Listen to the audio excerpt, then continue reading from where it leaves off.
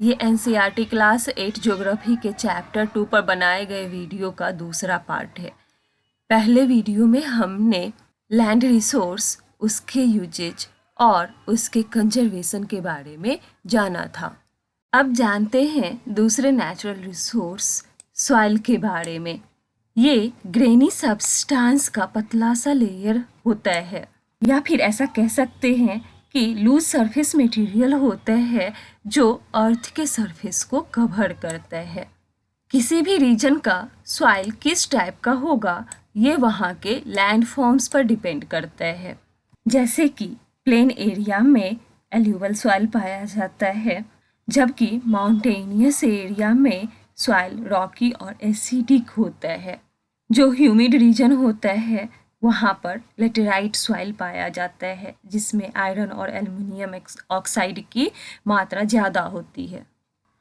Soil जो है ये ऑर्गेनिक मैटर, मिनरल्स और वेदर्ड रॉक से मिलके बना होता है और इसका फॉर्मेशन वेदरिंग प्रोसेस के थ्रू होता है। यहाँ पर वेदरिंग का मतलब दिया गया है टेम्परेचर में चेंजेज की वजह से, उसके बाद फ्रॉस्ट की वजह से, या फिर प्लांट, एनिमल्स और ह्यूमन एक्टिविटी की वजह से जो रॉक्स है उसका जो ब्रेक डाउन होता है या फिर डीके होता है, इस प्रोसेस को वेदरिंग कहा जाता है। और इस प्रोसेस में जो रॉक्स और मिनरल्स ब्रेक डाउन होते हैं वे ऑर्गेनिक मैटर के साथ मिल करके सॉइल का फॉर्मेशन करते हैं। अगर सॉइल में मिनरल्स और ऑर्गेनिक मैटर का अमाउंट बैलेंस्ड होगा तो वो सॉइल फर्टाइल होगा। यहाँ पर सॉइल प्रोफाइल को दिखाया गया है। जो सबसे बॉटम लेयर है वहाँ पर पेरेंट रॉक पाया जाता है। फिर ये जो पेरेंट रॉक टूटता है, ब्रेक डाउन होता है, इस लेयर में वो पाया जाता है। यहाँ पर वेदर्ड रॉक मटेरियल पाया जाता है। इससे ऊपर जो लेयर है वो है सब सॉइल का, जिसमें सैंड, सिल्ट और क्ले पाया जाता है। इसमें ऑर्गेनिक मैटर कम अमाउंट में पाए जाते हैं। और सबसे ऊपर है टॉप सॉइल।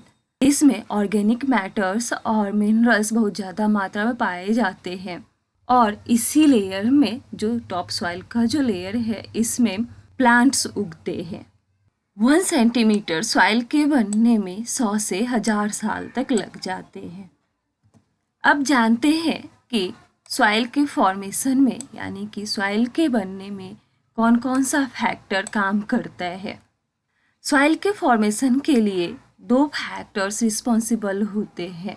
वहाँ के पेरेंट रॉक का जो नेचर होगा, किस तरह का पेरेंट रॉक होगा, और वहाँ का क्लाइमेटिक फैक्टर्स। और दूसरे फैक्टर्स जो है उनमें आता है टोपोग्राफी, जो कि किसी भी लैंड सरफेस के फीचर्स के बारे में बताता है। इस फीचर्स में नेचुरल और मैन मेड फीचर्स दोनों आता है, जैसे कि mountains, plains, valleys, road, building या फिर दूसरे इंफ्रास्ट्रक्चर। इसके बाद आता है role of organic material. Organic material का क्या रोल है सॉइल के फॉर्मेशन में। उसके बाद सॉइल के फॉर्मेशन में कितना टाइम लगेगा, ये भी एक फैक्टर है। और ये सारे फैक्टर्स अलग अलग जगहों पे अलग अलग होते हैं। यहाँ पर दिखाया गया है कि कौन कौन सा फैक्टर सॉइल के फॉर्मेशन को अफेक्ट करता है। पहला है पेरेंट रॉक। पेरेंट रॉक का मतलब है ओरिजिनल रॉक, जिससे सॉइल डेवलप होता है।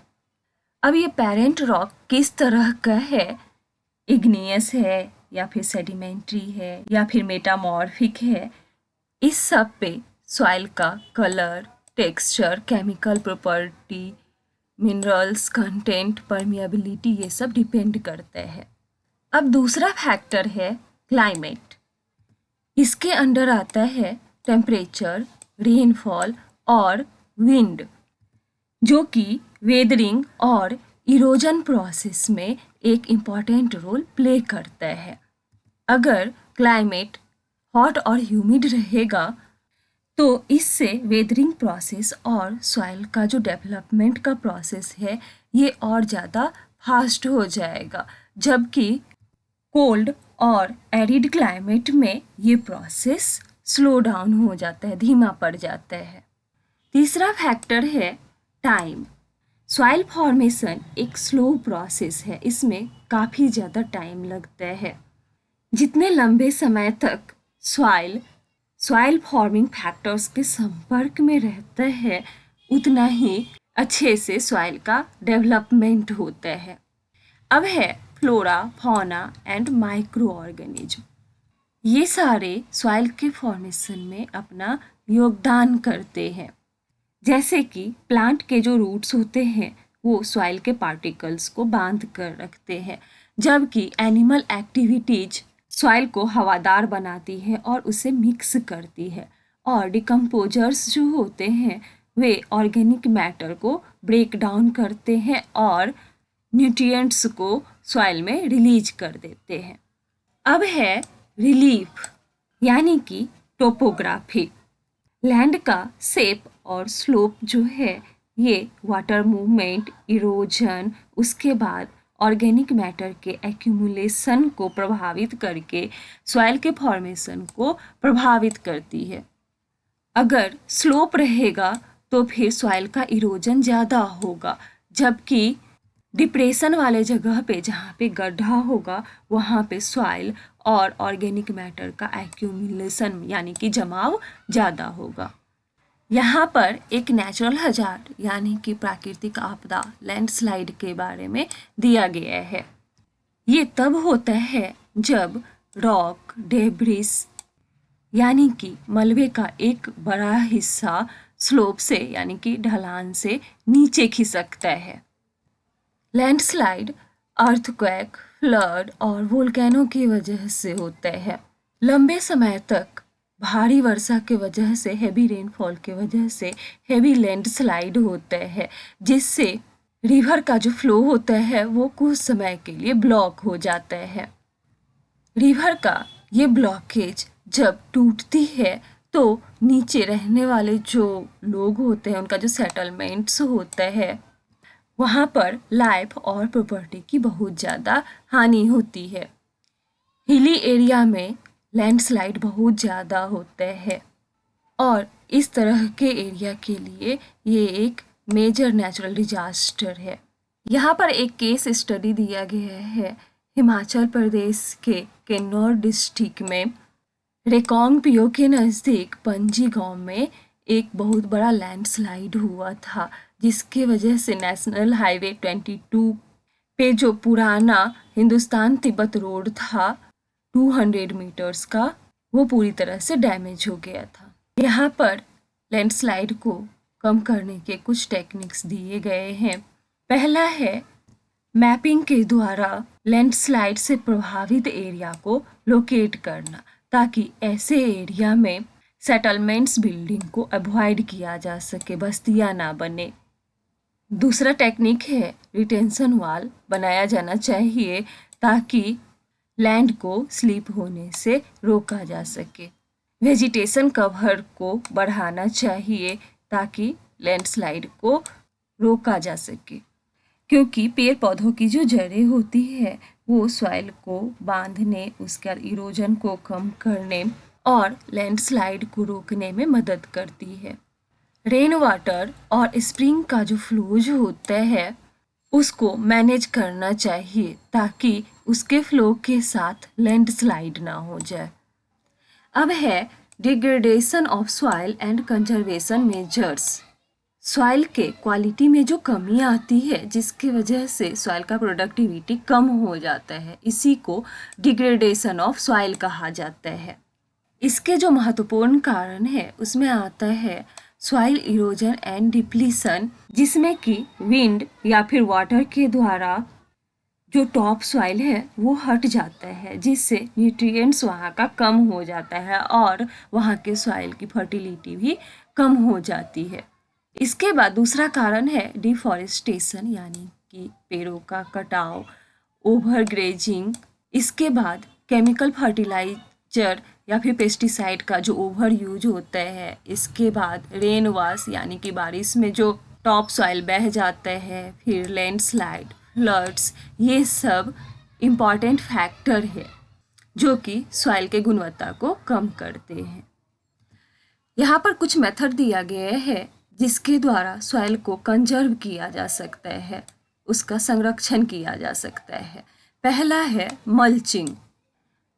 इसमें प्लांट्स के बीच में जो खाली जगह होता है वहाँ पर कुछ ऑर्गेनिक मैटर्स जैसे कि लीव्स, ग्रास, स्ट्रॉ, इस सब से सॉइल के सरफेस को ढक दिया जाता है ताकि वहाँ के मॉइस्चर को सुरक्षित किया जा सके, कंजर्व किया जा सके। दूसरा प्रोसेस है कंटूर बैरियर्स। जो स्लोप वाले एरिया होते हैं वहाँ पर स्टोन, ग्रास, सॉइल इस सब का यूज करके एक बैरियर यानी एक अवरोध तैयार किया जाता है ताकि पानी के बहाव को कम किया जा सके।